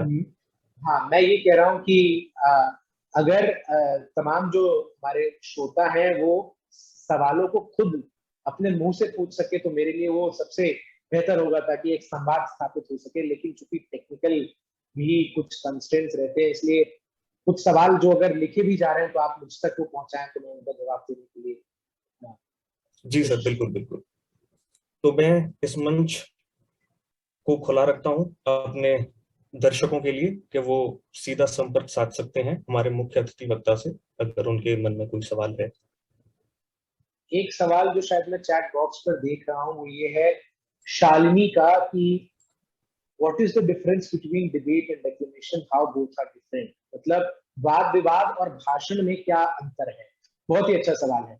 वाद विवाद, प्रतियोगिता और भाषण में जो अंतर है वो बहुत अंतर है। बिंदु के हिसाब से अगर मैं बताऊं तो वाद विवाद में ये होता है कि आपके पास ये सहूलियत होती है कि दिए गए समय में आपको विषय के पक्ष या फिर विपक्ष में ही बोलना है, जिसमें आपकी ये जिम्मेदारी होती है, आपसे ये अपेक्षा की जाती है कि जब 5 मिनट के समय के दौरान आप बोल रहे हैं तो आप उस विषय के पक्ष में जुड़े तमाम जो बिंदु हैं उसे छुएं और अपने भाषण को, अपने वक्तव्य को खत्म करते करते तक आप इस बात को स्थापित कर दें कि यही सही है। उदाहरण के तौर पर अगर मेरे सामने विषय वस्तु ये है कि भारत में लोकसभा और विधानसभा के चुनाव एक साथ होने चाहिए भाषण वाद विवाद के लिए, तो अगर मैं विषय के पक्ष में बोल रहा हूं तो मेरी बतौर पक्ष के वक्ता ये जिम्मेदारी है कि मैं मंच से इस बात को स्थापित कर दूं अपने 5 मिनट के वक्तव्य में कि हाँ भाई, भारत में दोनों चुनाव एक साथ होने चाहिए। और वो कैसे होंगे उसका उदाहरण मैंने आपको अपने वक्तव्य में दिया कि आपको तमाम रिसर्च करने होंगे, भाषा का ध्यान रखना होगा, प्रस्तुति पर ध्यान रखना होगा। तो ये वाद विवाद नहीं, इसमें आपको केवल एक साइड चूज करके बोलना होता है और अंत में आपको वो स्थापित करना होता है। भाषण, जब मैं भाषण की बात करता हूं तो भाषण में आमतौर पर ये जो एक आइडियल स्वरूप जिसे मैं मानता हूं कि आप भाषण में पक्ष और विपक्ष दोनों के तर्कों को थोड़ा थोड़ा सम्मिलित करें और फिर एक निष्कर्ष पर पहुंचे। वाद विवाद में आपका निष्कर्ष पूर्व निर्धारित होता है कि आप विषय के पक्ष या विपक्ष में, लेकिन भाषण में आपको ये सहूलियत दी जाती है कि आप पक्ष और विपक्ष दोनों के तर्कों को सम्मिलित करें अपने वक्तव्य में और उसके अंत में जो है एक कंक्लूजन पर पहुंचे। वो कंक्लूजन या तो आप दर्शक पर छोड़ सकते हैं या फिर आप अपने विवेक के अनुसार उसका चयन कर सकते हैं। मतलब मैं ये भी कह सकता हूं कि मैं जब लोकसभा और विधानसभा के चुनाव एक साथ कराने पर भाषण दूंगा तो मेरा तर्क ये होगा कि साल 81 से पहले तक देश में ऐसा होता आया और अब जो है अलग अलग होते हुए आए हैं। पहले इसके द्वारा समय की कमी होती, समय जो है वो बचता था। अब ये है कि जो चुनाव है वो लगातार देश में हर साल कहीं ना कहीं होते रहते हैं। भारत एक चुनावी देश कहा जा रहा है और लेकिन फिर मैं इसमें ये भी कह सकता हूं, लेकिन इसमें ये भी जरूरी सोचना है कि भारत एक लोकतांत्रिक देश है और लोकतंत्र में अनिवार्य प्रक्रिया है सरकार का गठन, और जब लोकसभा और विधानसभा के चुनाव एक साथ होंगे तो इसकी संभावना प्रबल है कि जो देश के मुद्दे हैं उन्हीं मुद्दों पर राज्य के भी चुनाव हो जाए, जिससे क्षेत्रीय पार्टियों को नुकसान हो सकता है, क्षेत्र के मुद्दे गायब हो सकते हैं। और अंत में मैं ये दर्शकों के विवेक पर इस बात को छोड़ देना चाहता हूं अपने तमाम बिंदुओं के बाद कि वो निर्णय करें। तो ये बेसिक डिफरेंस है कि वाद विवाद में आपको एक साइड चूज करके बोलना पड़ता है। भाषण में आप इंट्रो, भाषण का सेट फॉर्मेट अगर मैं आपको बताऊं तो आप इंट्रो, उसके बाद आपका जो भी आपका विषय वस्तु है वो, और फिर आपको कंक्लूजन उसमें करना होता है। ये बेसिक डिफरेंस है। अगर इससे जुड़ा और कुछ आपको मन में सवाल हो शालिनी तो आप मुझे पूछ सकती हैं। अगला सवाल जो है वो ईशान आलम का है, वो ये है कि how to deal with fear और stress before speaking publicly, specially if you are speaking for the first time. मैंने इसीलिए अपने जब मैं वक्तव्य दे रहा था तो मैंने कहा कि इस बात की संभावना पूरी है कि जब आप मंच पर पहली बार चढ़े तो आप जो लिख कर गए हैं, जो गए हैं वो बोल पाए, आप जो मन में बिठा के पाए। लेकिन एक वक्ता के बीच की जो फर्क है वो बस यही जो दूरी है यही है। एक बार मंच पर चढ़कर जो व्यक्ति उस फंबल से थोड़ा हिचक गया, उस डर से, दर्शक दीर्घा के डर से, कई बार जामिया के अंसारी ऑडिटोरियम का एक किस्सा सुनाता हूँ। जब मैं पहली बार मंच पर चढ़ा, अपने स्कूल में मैं वाद विवाद प्रतियोगिताएं करता रहता था, लेकिन स्कूल की वाद विवाद प्रतियोगिता और विश्वविद्यालय की वाद विवाद प्रतियोगिताओं में जमीन आसमान का अंतर है। जब मैं अंसारी ऑडिटोरियम में पहली बार बोलने के लिए मंच पर चढ़ा तो दर्शकों की ऐसी हुटिंग शुरू हुई कि मैं विषय वस्तु से थोड़ा भटक गया और फिर कुछ भी बोलता चला गया मैं उसी के इर्द गिर्द। तो ऐसा होगा, लेकिन उसका एकमात्र उपाय यही है कि एक तो आत्मविश्वास रखिए। होगा, पहली बार आप बोलिएगा तो 99% संभावना है कि आपसे कुछ गलतियां जरूर होंगी, लेकिन पहली बार से दूसरी बार का सफर ही आपको तय करना है, वही आपको एक अच्छा सफर बनाएगा। जरूरी है कि आप उससे निराश ना हो, उसमें ये बात निकाले उससे कि आप में ये हिम्मत हुई कि आप 100 लोगों के बीच खड़े होकर मंच पर बोल सके। मैंने कई ऐसे वक्ताओं को देखा है जो बोलते बिल्कुल उनके विषय वस्तु में जान नहीं होती, भाषा भी उनकी वैसी नहीं होती, लेकिन उनमें जो कॉन्फिडेंस होता है वो दर्शकों का मन मोह लेता है।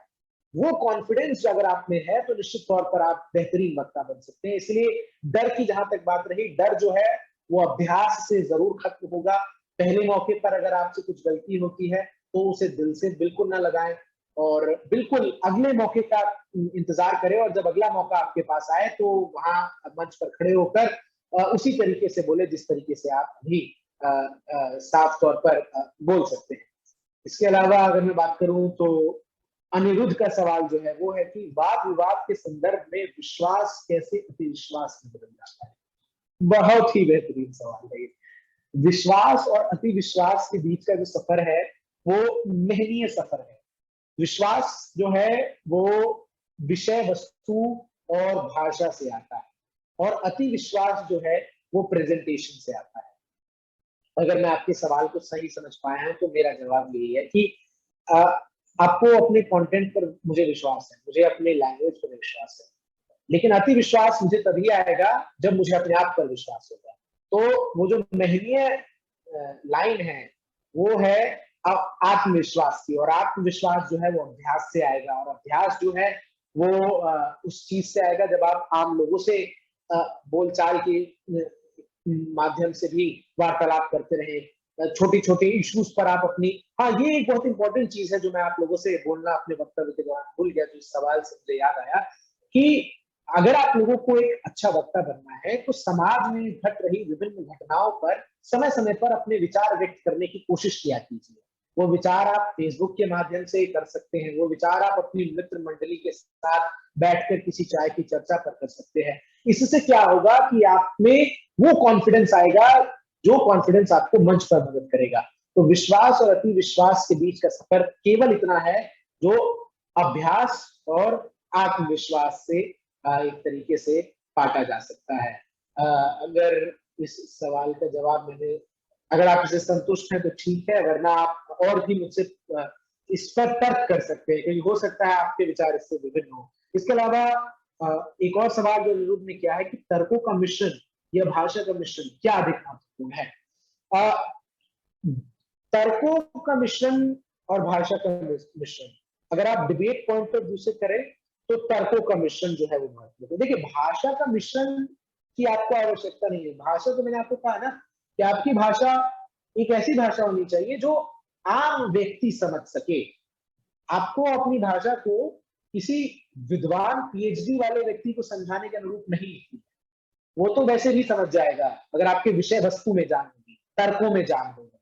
तो तर्कों को महत्वपूर्ण है कि आप उसमें ज्यादा चीजें इंक्लूड करें, उसको ज्यादा स्ट्रॉन्ग बनाएं, ताकि आप उस वर्ग को, श्रोता में दो वर्ग होते हैं, एक वो वर्ग जो दर्शकों और श्रोता में दो वर्ग होते हैं। एक वो वर्ग जो जिस विषय पर आप बोल रहे हैं उसमें वो निपुण है, उसे पता है। मैं यूनिफॉर्म सिविल कोड पर आप लोगों से बहस बिल्कुल नहीं कर सकता, इसका मैं कभी ये लॉ के स्टूडेंट से, विधि के विद्यार्थियों से ये मैं दलील नहीं दे सकता कि मैं शायद आपसे ज्यादा जानता हूँ, लेकिन मैं ये जरूर कह सकता हूं कि मैं आपसे शायद बेहतर आप ही के द्वारा कही गई बातों को प्रस्तुत कर सकता हूं। वो इसीलिए क्योंकि मुझमें भाषा और प्रस्तुति का वो एक तरीके से गुण हो सकता है जिसके द्वारा मैं उस चीज को उस प्रकार से प्रस्तुत कर सकता हूं। तो भाषा को आप सरल रखिए, भाषा को आप दर्शकों से जुड़ाव वाला भाषा बनाइए, और विषय वस्तु को जो है आप वो उस तरीके से रखिए जिसमें कॉन्क्रीट पॉइंट्स हो। और वो कॉन्क्रीट पॉइंट्स भी मैं शायद आपके सवाल का तात्पर्य कि मेरे पास अगर विषय वस्तु है उसमें कुछ मैं लिख रहा हूं तो क्या वो मैं कलिष्ठ हिंदी में लिख सकता हूँ? तो अगर जहाँ जरूरत है वहां तो वो अनिवार्य है विषय वस्तु की मांग, लेकिन जहाँ जरूरत नहीं है वहां उसे तोड़कर समझाने की कोशिश कीजिए। जैसे उदाहरण के तौर पर दो विचारधाराओं को समझाने के लिए मैंने कई वाद विवाद प्रतियोगिताओं में इस बात का सहारा लिया है कि पानी से भरे ग्लास को अगर मैं देखूं तो मेरी सकारात्मकता उसे ये कहेगी कि आधा भरा है, आधा जल से आधा वायु से, लेकिन जो नकारात्मक लोग हैं वो ये कहेंगे कि ये ग्लास जो है वो आधा खाली है।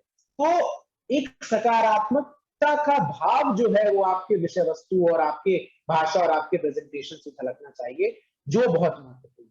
इसके अलावा भी अगर और कोई सवाल किसी के हो तो आमंत्रित है। सर, मुझे एक प्रश्न पूछना था कि जी, आप अपना नाम बताइए। युवा, सर मेरा नाम शाव्य सिंह है जी। सर, आजकल की युवा जैसे कि अंग्रेजी भाषा पे ज्यादा फोकस करती है, यहाँ तक कि शिक्षा प्रणाली भी अंग्रेजी को ही अधिक महत्व देती है। तो हमें हिंदी को कैसे संरक्षित करना चाहिए और कैसे वाद विवाद के लिए हम हिंदी भाषा को ज्यादा प्रमोट कर सकते हैं? दिल के बहुत करीब है मेरे ये सवाल, क्योंकि मैंने देखा है कई जगहों पर वाद विवाद जो है वो अंग्रेजी में ही होता है, और लेकिन जब से हम डिबेटिंग सर्किट में आए हमने अपने जो तमाम दोस्त साथी सहयोगी हैं उनसे इस बात को लेकर मंत्रणा की कि हिंदी को लेकर विस्तार। देखिए, हिंदी है, हम वतन है हिंदुस्तान हमारा। हिंदी हो सकता है सबकी मातृभाषा नहीं, लेकिन हिंदी भारत की वो भाषा जरूर है जो सर्वाधिक लोगों को एक करती है।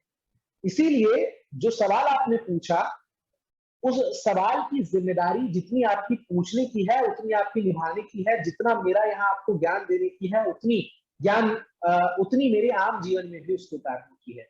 क्योंकि हिंदी जो है वो आज के दौर में भी ऐसी भाषा है जो सब आम तौर पर उससे रिलेट कर सकते हैं। अंग्रेजी के शब्द भले ही फैंसी लग सकते हैं, लेकिन हिंदी में जब उन्हें बोला जाए तो वो मोहक होते हैं। फैंसी और मोहक के बीच जो जमीन आसमान का अंतर है वो हम हिंदी पट्टी से आए लोग जो है वो समझते हैं, और वो लोग भी समझते हैं जो दिल्ली और उस हिंदी पट्टी में कई सालों से रह रहे हैं। तो इसकी जिम्मेदारी आप जैसे संस्थानों की हो जाती है। और मैं साधुवाद देता हूं इजहार वाद विवाद समिति को कि विधि जैसे महत्वपूर्ण इकाई में हिंदी में इस तरीके की परिचर्चा को कराकर आप लोगों ने उस शुरुआत को जन्म दिया है, जिसे मैं समझता हूं कि जामिया के अलग अलग विभाग को भी आने वाले समय में प्रोत्साहित करना चाहिए। चाहे वो विभाग इकोनॉमिक्स का ही क्यों ना हो, चाहे वो विभाग मैथमेटिक्स का ही क्यों ना हो, चाहे वो विभाग अलग किसी विषय का ही क्यों ना हो, ज्योग्राफी का ही क्यों ना हो, क्योंकि विश्व के तमाम देशों को अपनी भाषाओं पर गर्व है। आप फ्रांस जाइए, फ्रेंच को लेकर उनके लिए वो राष्ट्र हित से जुड़ी भाषा है, उनके लिए वो राष्ट्रवाद के सूत्रों का संचार करती है। तो अपने भाषा को लेकर आप कॉन्फिडेंट रहिए और कोशिश कीजिए कि जब आप किसी से बातचीत करें, हालांकि मैं भी इस चीज के लिए क्षमा प्रार्थी हूं पहले तो कि आम दिनों में इसको इस्तेमाल नहीं कर पाता हूं, लेकिन कोशिश मेरी भी हर संभव ये रहती है कि मुझसे जब कोई बातचीत करे तो मैं जिस भाषा में बोलता हूं, जिस भाषा में मैं काम करता हूं, मैं उसी भाषा में उससे बात करूं। विचारों को भी आप जब व्यक्त करें किसी सोशल मीडिया माध्यम पर तो हिंदी में व्यक्त करने की कोशिश करें। और वाद विवाद जो है वो हिंदी में बढ़ते हुए इस तभी नजर आएंगे जब हिंदी बोलने वाले लोगों की संख्या उस स्तर पर पहुंचेगी। बोलने वाले लोगों की संख्या अपार है, बहुत ज्यादा है, और जब आप कोई हिंदी की वाद विवाद प्रतियोगिता करते हैं तो निश्चित तौर पर मैं गारंटी देता हूं आपको कि हिंदी से ज्यादा बोलने वाले उसमें पहुंचेंगे। तो आवश्यकता इसको संभालने की यही है कि जिम्मेदारी संस्थानों की है, जिम्मेदारी सरकारों की भी है, और जिम्मेदारी बतौर नागरिक मेरी और आपकी भी है कि हम जब किसी से मिले तो हिंदी में बात करें। हम जब कोई आम बोलचाल की भाषा, व्हाट्सएप पे भी हम हिंदी में ही बात करते हैं, लेकिन वो हिंदी हमारी रोमन हो जाती है। कोशिश करें कि अगर संभव हो तो कीबोर्ड में तो आप इंग्लिश में टाइप की जो हिंदी में ट्रांसलेट हो जाता है, वैसी चीजें करें। तो ये जिम्मेदारी सबकी है, और आम बोलचाल के दिनों में भी इसका इस्तेमाल करना जो है वो बहुत जरूरी है। सवाल सुदीप ने पूछा है कि जब वाद विवाद द्विभाषी होते हैं तो अंग्रेजी बोलने वालों को हिंदी बोलने वाले की तुलना में अधिक लाभ मिलता है। आपका क्या विचार है? नहीं,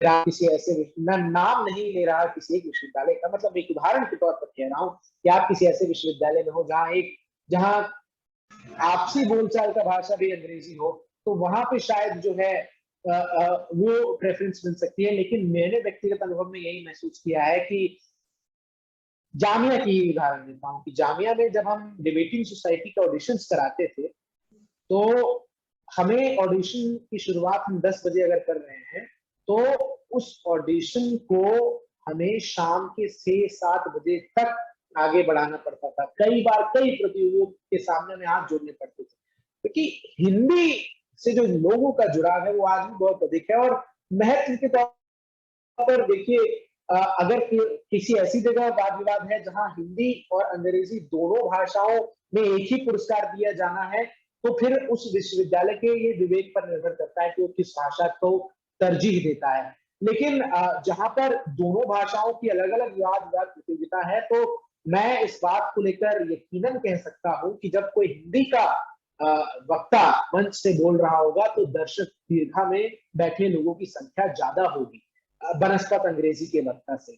अंग्रेजी के वक्ता भी शानदार बोलते हैं, बहुत बेहतरीन उनकी भी भाषण कला होती है, प्रेजेंटेशन होता है, लेकिन हिंदी से लोग जो है वो जुड़ाव महसूस करते हैं और इसीलिए हिंदी के सत्र के दौरान हमने अक्सर कई विश्वविद्यालयों में देखा है कि लोग खड़े होकर बोलने वालों को सुनते हैं। चलिए, और किसी का कोई सवाल?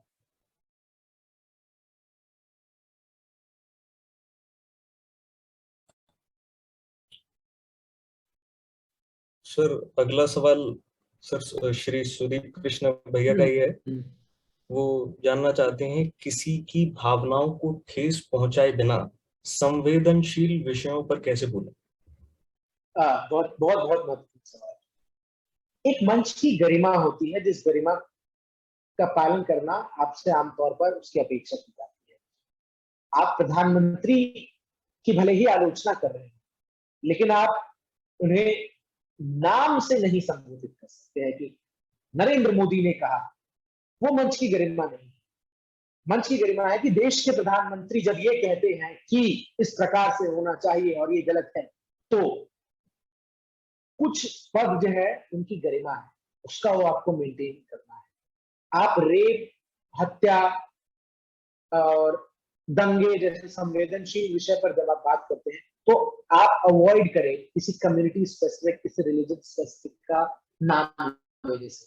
इससे ये होगा कि आप अपनी बात भी रख देंगे और किसी को ठेस भी नहीं पहुंचेगी। तो जो कुछ सेट स्टैंडर्ड्स हैं उनका जरूर पालन करें। जैसे उदाहरण मैंने दिया कि जिन संवेदनशील विषयों पर आप बात कर रहे हैं, उन संवेदनशील विषयों में अगर विषय की एकदम ऐसी आवश्यकता भी आम पड़ती है कि आपको किसी का नाम लेना पड़े, तो भी आप उससे बचे।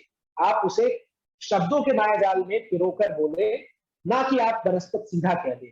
हिंदू मुसलमान के बीच कोई विवाद को लेकर ही आपको उदाहरण देना है, तो आप हिंदू मुसलमान बोलने से अच्छा है कि आप कहें कि देश में धार्मिक विविधताओं के बीच जो ये टकराव होते रहे हैं। तो इससे ये है कि सुनने वाले को भी सही लगेगा, क्योंकि सुनने वाले में तो हो सकता है कोई हिंदू भी हो, कोई मुसलमान भी हो, कोई सिख भी हो, कोई ईसाई। और अगर आप हिंदू मुसलमान कहकर अपनी बात कर रहे हैं तो शायद उसे उस समय बुरा लग सके, तो इसीलिए उससे बचे। जी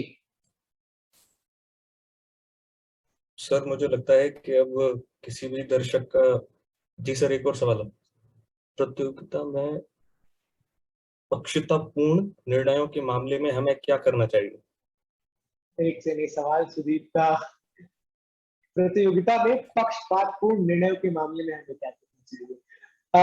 ये चूंकि सुदीप बहुत जगह वाद विवाद में जाते रहे हैं, तो ये शायद उनके व्यक्तिगत अनुभवों से उपजा सवाल है, इसीलिए इसका जवाब कॉन्क्रीट में तो ये है कि आप कुछ नहीं कर सकते। क्यों?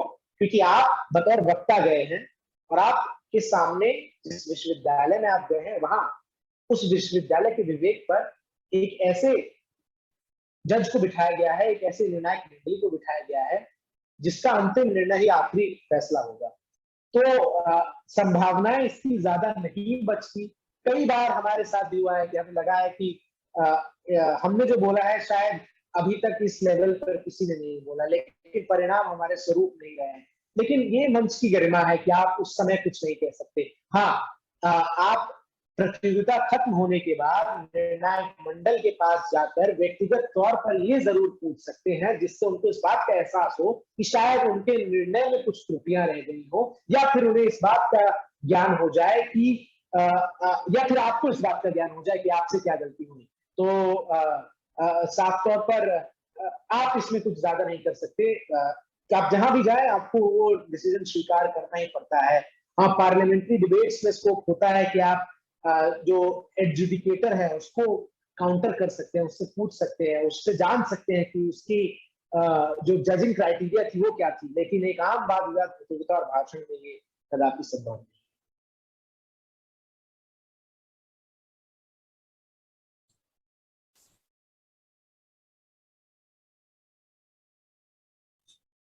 सर हमारे एक दर्शक हैं श्री सुनील कुमार मिश्रा जी। सर वो पूछ रहे हैं कि एक देश एक चुनाव पर आप बोलें, मगर ईवीएम की बदनामी और निष्पक्ष चुनाव पर अपनी राय दें। देखिए, ये मैं बस एक उदाहरण के तौर पर एक देश एक चुनाव का बार बार इस्तेमाल कर रहा था। और मुझे नहीं लगता ये कोई सही मंच है जिस पर हम इस तरीके की बात कर सके। तो निश्चित तौर पर वो केवल एक उदाहरण मात्र था।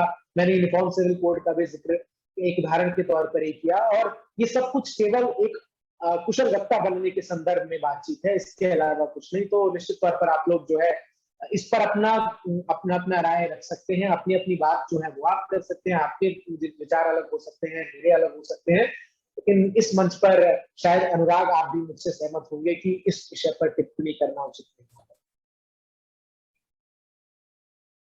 जी सर, बिल्कुल। और मैं दरख्वास्त करना चाहूंगा अपने दर्शकों से कि कृपया जो विषय है उसके संदर्भ में ही सवाल पूछें। तो चलिए सर, बहुत बहुत शुक्रिया। और मुझे पूरी उम्मीद है कि हमारे दर्शक अब इस विषय से संबंधित समस्याओं से दुविधा मुक्त और अपने सवालों के जवाब से संतुष्ट होंगे, और वह यह ज्ञान का अपने जीवन में सदुपयोग कर उसका लाभ उठाएंगे। सर, इसी के साथ बहुत बहुत शुक्रिया मुझे अनुराग। अनुराग, बहुत बहुत शुक्रिया आपका, सुदीप का, इजहार वाद विवाद समिति का।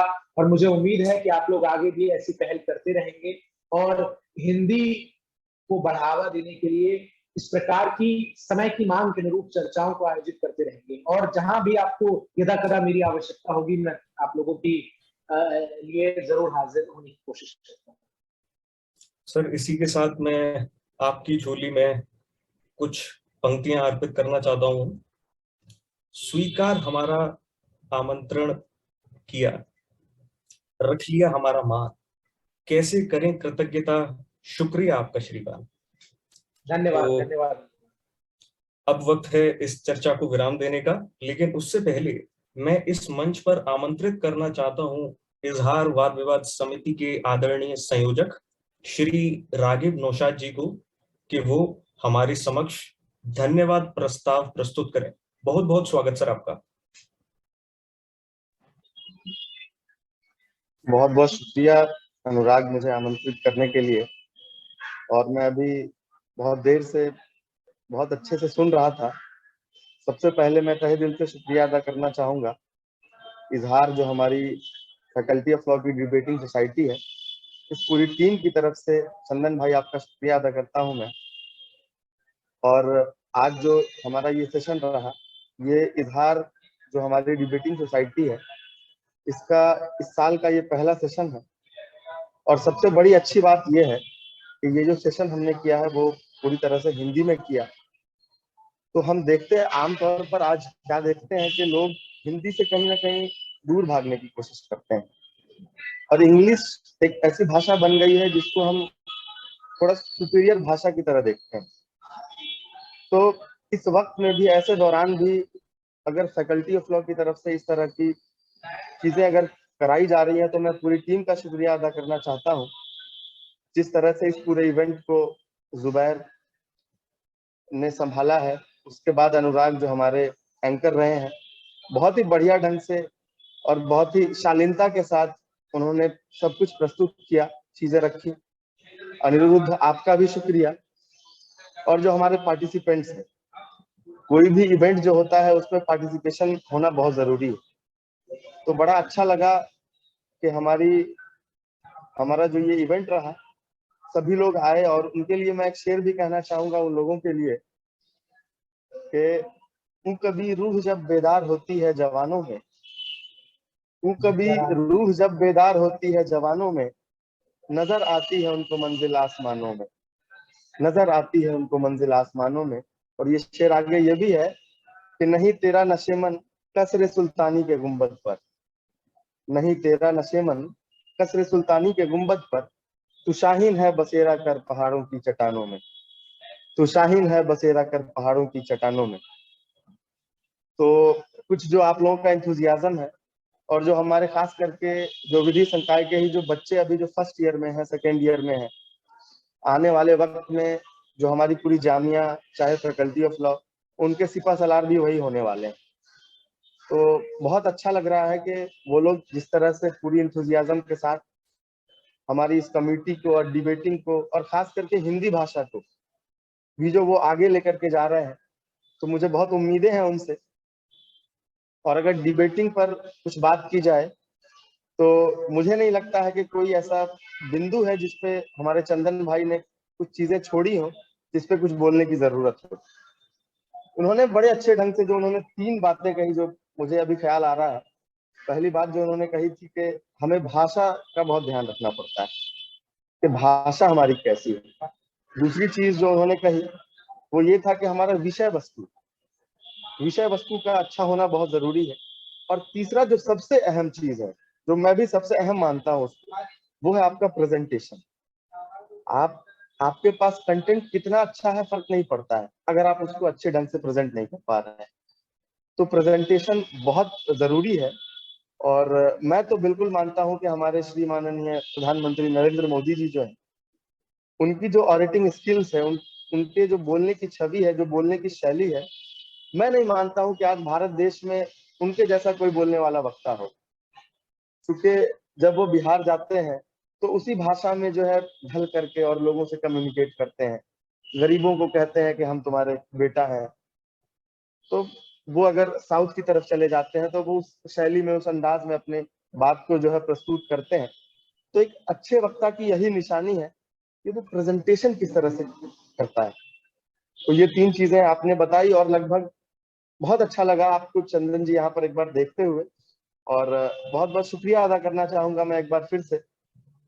आपके बारे में तो सबने बता ही दिया कि आप हमारे जामिया के बोल जो डिबेटिंग सोसाइटी रही है उनको भी आपने लीड किया है, और अभी आप जी हिंदुस्तान में एज अ प्रेजेंटर काम कर रहे हैं। तो मैं आपको आपके आने वाले आगे की जर्नी के लिए भी शुभकामनाएं देता हूं, और उम्मीद करता हूं कि आप जो है जामिया फ्रेटर्निटी और हमारी जो लॉ की फ्रेटर्निटी है उससे जुड़े रहेंगे, और आगे भी जो है हमारे इवेंट्स में बिल्कुल सहयोग करते रहेंगे, बच्चों का सहयोग करते रहेंगे।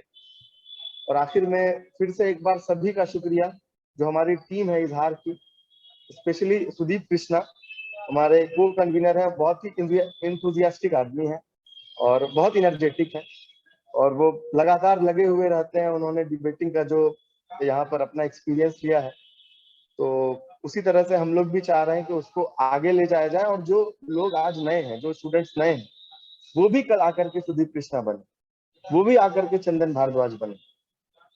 तो इन्हीं शब्दों के साथ जो है मैं अपने वाणी को विराम देता हूँ। Thank you. आप आगे बढ़ाएं अनुराग।